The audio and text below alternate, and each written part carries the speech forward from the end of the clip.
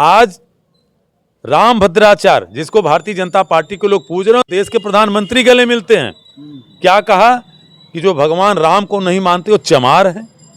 Bharatiya Janata party का एक नेता बता दे जो जाति सूचक शब्द का प्रयोग किया है रामभद्राचार्य ने, इसके खिलाफ कोई कार्रवाई करते हो कि नहीं, या साथ में तो भी बता दो। और इनको नहीं मालूम है, रामभद्राचार्य जी का भी मैं सम्मान करता था, लेकिन अब मेरे निगाह में वो सम्मान नहीं है। अच्छा, अभी एक व्यक्ति जो चेयरपर्सन बना है, यथो नामो तथो गुण, चंपत राय नाम ही पर्याप्त है। कि अगर बहन मायावती जी क्या आपके तरह खुलकर बोल दें कि इंडिया गठबंधन में कल आ रही हूं, तो पता है दूसरे दिन ईडी पहुंच जाएगी, सीबीआई पहुंच जाएगी। तो 48% दलितों पे, एससी एसटी वर्ग पे हमले बढ़े हैं, हिंसाएं बढ़ी हैं। तो क्या वो दलित समाज भारतीय जनता पार्टी को क्या, या इसकी सरकार को क्या भूल जाएगा? बसपा का एक भी जो समर्थक है भूला नहीं है कि भारतीय जनता पार्टी का सांसद रमेश बुधड़ी किस तरह से अपमानजनक भाषा, और मैं बार बार कहता हूं एक सड़क छाप भाषा बोलने का प्रयास किया, और आज तक रमेश बुधड़ी पर कार्रवाई नहीं हुई। जो विपक्षी गठबंधन इस आस में है कि मायावती जी साथ में आएंगी। मायावती जी अगर साथ में नहीं आती हैं तो क्या असर होगा उत्तर प्रदेश में, इसका अंदाजा है आपको? किसकी बात करते हो? क्या दलितों में लोग राम से प्रेम नहीं करते? मर्यादा पुरुषोत्तम राम से। अरे मान्यवर कांसी राम के नाम के साथ राम लिखा हुआ है। साथियों नमस्कार, मैं हूं रजनीश और आप देख रहे हैं जन आदर्श भारत। इस वक्त हम उत्तर प्रदेश के वाराणसी में हैं। ये वाराणसी देश के प्रधानमंत्री नरेंद्र मोदी जी का संसदीय क्षेत्र है, और साथ ही साथ इस बनारस को देश की आध्यात्मिक राजधानी भी कही जाती है। और आध्यात्मिक राजधानी में जिस बात पर हम चर्चा करने के लिए उपस्थित हुए हैं, पूरे देश भर में राम मंदिर को लेकर के जो विपक्षी गठबंधन है वो पूरी तरह से बैकफुट पर है, और जो है भारतीय जनता पार्टी इस वक्त पूरी तरह से जोश में है। और उसके साथ साथ विधिवत उत्तर प्रदेश कांग्रेस कमेटी के नेता इस मकर संक्रांति के अवसर पर सरयू में डुबकी भी लगाए और रामलला का दर्शन भी किया। उसके बाद भी इनकी जो मुसीबतें हैं वो कम होती नज़र नहीं आ रही हैं। अभी जो है मायावती जो बीएसपी की सुप्रीमो है, उन्होंने विपक्षी गठबंधन को झटका देते हुए अपने जन्मदिन पर ऐलान कर दिया कि हम अकेले लोकसभा का चुनाव लड़ेंगे। अब हमारे साथ कांग्रेस पार्टी के प्रवक्ता संजीव सिंह जी हैं। आप साफ तौर पे इस फ्रेम में देख सकते हैं कि चेहरा हमको लगता है ठंडी से उतरा है या इन सारी गतिविधियों के बाद उतरा है। इन्हीं से पूछ लेते हैं। बहुत बहुत स्वागत। धन्यवाद। और सबसे पहले तो बता दूं कि आपने जो शुरुआती उद्बोधन में कहा कि बैकफुट पे हैं, तो चूँकि मैं क्रिकेट का प्लेयर भी रहा हूं और जब गेम खेलता था तब भी हमने हमेशा फ्रंट फुट पे बैटिंग की है। अच्छा, आज भी फ्रंट फुट पे अपने आप को बिल्कुल फ्रंट फुट पे हम खेल रहे हैं। अच्छा। फ्रंट फुट पे खेलने का काम हमारे राष्ट्रीय अध्यक्ष जी ने किया, उसका अनुकरण हमारे प्रदेश अध्यक्ष श्री अजय राय जी ने किया, और तभी आपने देखा कि खर मास जो हमारे हिंदू धर्म के अनुसार इसमें शुभ कार्य नहीं होते, उसके समाप्त होते ही जिस दिन सूर्य उत्तरायण होते हैं, यानी मकर संक्रांति के दिन हम लोग जाकर के सरयू नदी में स्नान किए। हमारे राष्ट्रीय प्रभारी, माफ़ करिएगा, प्रदेश प्रभारी और राष्ट्रीय नेतृत्व से श्री अविनाश पांडे जी थे, हमारे प्रदेश अध्यक्ष श्री अजय राय जी थे, सीएलपी नेता श्रीमती मोना मिश्रा जी थी, और वाराणसी के पूर्व सांसद डॉक्टर राजेश मिश्र जी थे, राज्यसभा के सांसद दीपेंद्र हुड्डा साहब थे, तमाम ऐसे वरिष्ठ कांग्रेस के नेता और कार्यकर्ता। हम, चूँकि वो मकर संक्रांति का एक शुभ दिवस था, सूर्य उत्तरायण हुए थे, सरयू में जाकर के हमने वहाँ पे जाकर के स्नान किया। फिर उसके बाद हम हनुमानगढ़ी गए, हनुमान जी का दर्शन किया, फिर प्रभु श्री राम के दर्शन किए, और केवल एक ही चीज़, कोई राजनीतिक उद्देश्य से नहीं, यही कि भारत में, दुनिया में शांति हो और लोग विकास के सदमार्ग पे आगे चलें। में नहाने के बाद, रामलला के दर्शन के बाद भी जो समस्याएं हैं गठबंधन की वो कम होती नजर नहीं आ रही, उस पर मैं चर्चा कर रहा हूँ। नहीं, गठबंधन की समस्याएं कहाँ हैं? गठबंधन की समस्याएं आप देखिए, अभी लगातार बैठकें हो रही हैं। नहीं, लगातार बैठकें हो रही हैं, लेकिन कांग्रेस की तरफ से ये खबरें आ रही थी धीरे धीरे निकल करके कि मायावती की तरफ काफ़ी ज़्यादा कांग्रेस अग्रसर है, मायावती को अपने जो है गठबंधन में लाएंगे ये। लेकिन आप फिर मायावती ने झटका दे दिया आपको। नहीं, कोई झटका नहीं है। देखिए, सबसे पहले तो उत्तर प्रदेश के पूर्व मुख्यमंत्री बहन जी को हमारे प्रदेश अध्यक्ष अजय राय जी ने जन्मदिन की बधाई दी और हम आपके चैनल के माध्यम से भी पुनः उनके जन्मदिन की और दीर्घायु होने की शुभकामना देते हैं। दूसरी तरफ मायावती जी का जो बयान है, मुझे लगता है कि वो एक राजनीतिक चालबाजी है, उसको आप समझिए। क्योंकि जिस तरह से भारतीय जनता पार्टी की सरकार तमाम लोगों को तोड़ करके भाजपा में शामिल करा रही है, किसी के किसी कागज को दिखाकर, किसी के किसी उसको दिखा के, ऐसे तमाम लोग हैं, कांग्रेस से लोग गए हैं। तो कहीं न कहीं बहन मायावती जी के जो पुराने केस चल रहे हैं, ये दबाव उसका है। अगर बहन मायावती जी क्या आपके तरह खुलकर बोल दें कि इंडिया गठबंधन में कल आ रही हूँ, तो पता है दूसरे दिन ईडी पहुँच जाएगी, सीबीआई पहुँच जाएगी। तो ये इस राजनीति का काट उन्होंने निकालते हुए कहा। और आज भी कह रहा हूँ कि बहन मायावती जी का जो समर्थक है, जो उनका वोटर तबका है, इन 10 सालों में कांग्रेस की इंडिया गठबंधन की बात छोड़ दीजिए, 48% दलितों पे, एससी एसटी वर्ग पे हमले बढ़े हैं, हिंसाएं बढ़ी हैं। तो क्या वो दलित समाज भारतीय जनता पार्टी को क्या, या इसकी सरकार को क्या भूल जाएगा? समय आने दीजिए, बहन मायावती जी निसंदेह आएंगी। और अभी भी अपेक्षा आपकी है कि नहीं बहन जी आएंगी साथ में? बिल्कुल, इसलिए कि उनका जो मतदाता है, क्योंकि किसी भी पार्टी का नेता तो कोई हो सकता है, पार्टी के कार्यकर्ताओं के द्वारा चुना जा सकता है, मनोनयन किया जा सकता है, सब हो सकता है, लेकिन कोई भी पार्टी अपने विचारधारा पे होती है। जो बहुजन समाज पार्टी है वो बाबा साहब भीमराव अंबेडकर की सोच पे है, मान्यवर कांसीराम जी के संघर्ष पे है। और इनके संघर्ष और उनकी सोच की दास्तां हम आपके चैनल पे बताने लेंगे तो बहुत लंबी हो जाएगी। आज की जो सरकार है इसके खिलाफ थी, और इसीलिए उनके मतदाताओं के, उनके समर्थकों की जो सोच है उसको लेकर के मैं कह रहा हूँ कि बहन मायावती जी या भारतीय बहुजन समाज पार्टी जो है वो किसी भी तरह से इन सांप्रदायिक फासिस्ट शक्तियों के साथ नहीं जाएगी, क्योंकि इसके पहले भी प्रयोग करके देख चुकी हैं। और नहीं तो 2014 में आपने देखा था कि एक भी सीट लोकसभा में नहीं थी। ये भी एक कटु सत्य है।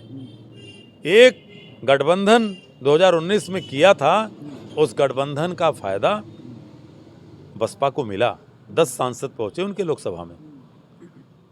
तो मुझे लगता है कि जो 10 सांसद जो पहुंचे थे और जो राजनीति की, उन्हीं के सांसद दानिश अली थे ना। बसपा का एक भी जो समर्थक है भूला नहीं है कि भारतीय जनता पार्टी का सांसद रमेश बुधड़ी किस तरह से अपमानजनक भाषा, मैं बार बार कहता हूं एक सड़क छाप भाषा बोलने का प्रयास किया, और आज तक रमेश बुधड़ी पर कार्रवाई नहीं हुई। क्या बहुजन समाज के लोग आहत नहीं है क्या दानिश अली के साथ जो अमर्यादित जो टिप्पणी की गई और जो उनके साथ उनकी अपमान किया गया संसद में? तो इसलिए मैं फिर से कहता हूं कि एक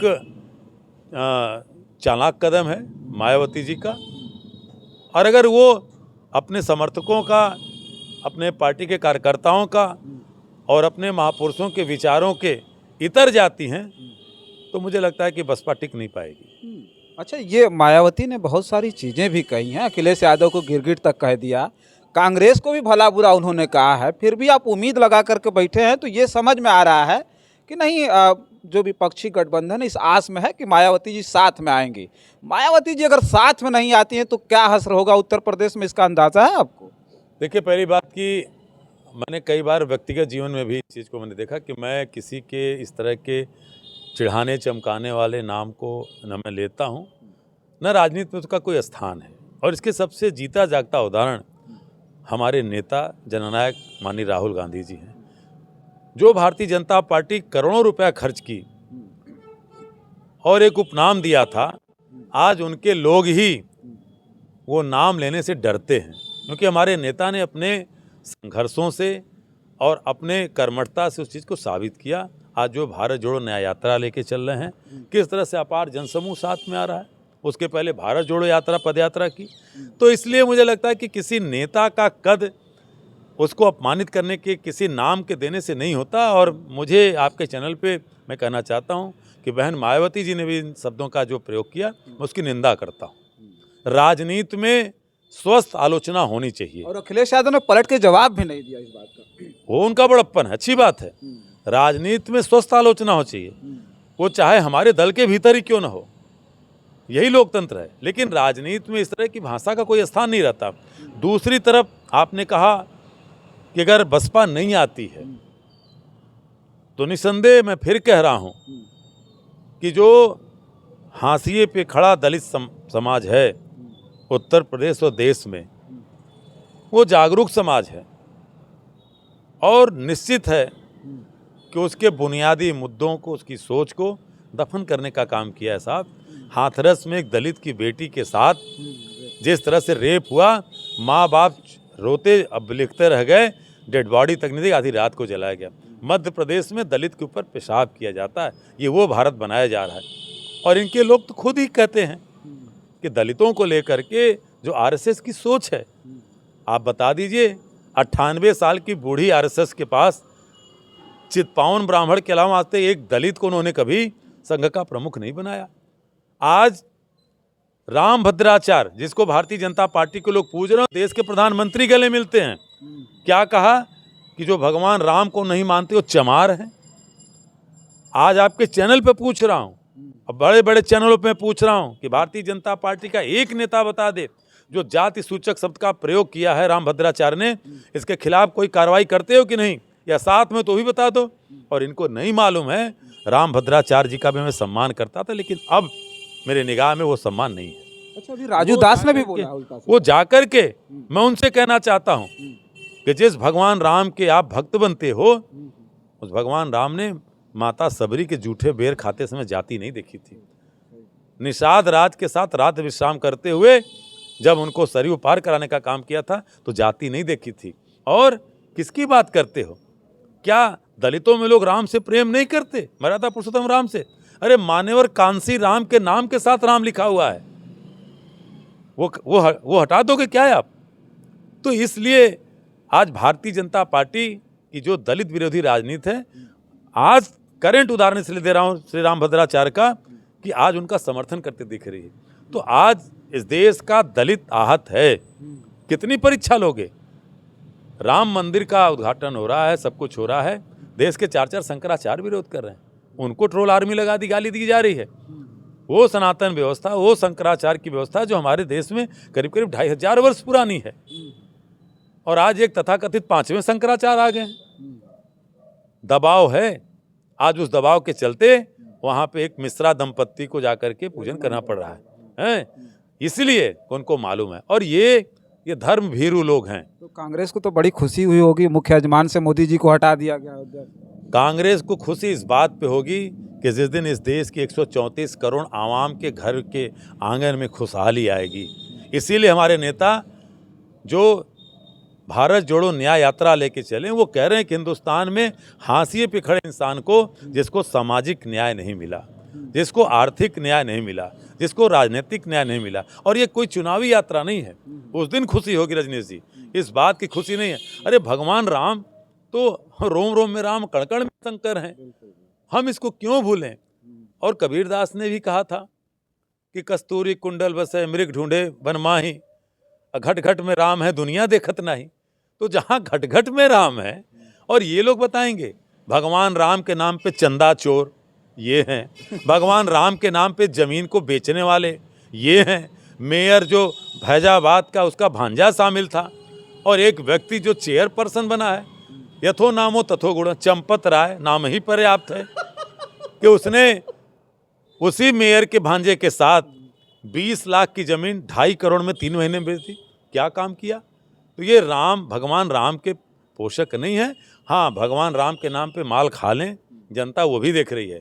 और इस देश में 2 तरह के लोग हैं इस समय, एक जो सनातनी हिंदू है, जो सनातन को समझता है, मर्यादा पुरुषोत्तम भगवान राम के आदर्शों को समझता है, जो शंकराचार्यों का सम्मान समझता है, वो अलग है। और एक राजनीतिक हिंदू है जिसके मुखिया 5वें शंकराचार्य कथित रूप से मोदी हैं, वो उनके साथ खड़ा है चुनावी वैतरणी 2024 की पार कराने के लिए।